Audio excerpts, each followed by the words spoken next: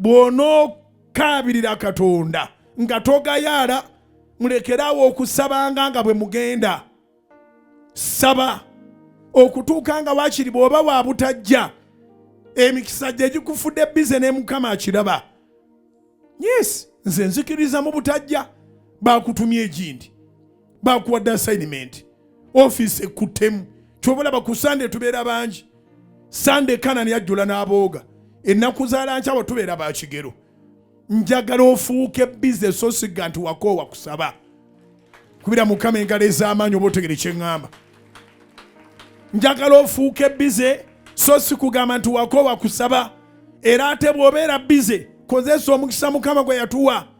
Tune Salt FM, Tune Salt TV. Bw'obanga okoye ne weebaka bwebasi kubanga ekyokeera, weebake twali buzibu. Saawa 10 ez'ekiro beera ku Salt TV, beera ku Salt FM. Kakasanga akasimu ko kasobola okuwa Lancawa. Teeka ya pieces mu matu tewali amanya ky'oliko. Omuntu ng'emikisa gijje mu ssaala alina okunyikirira essaala.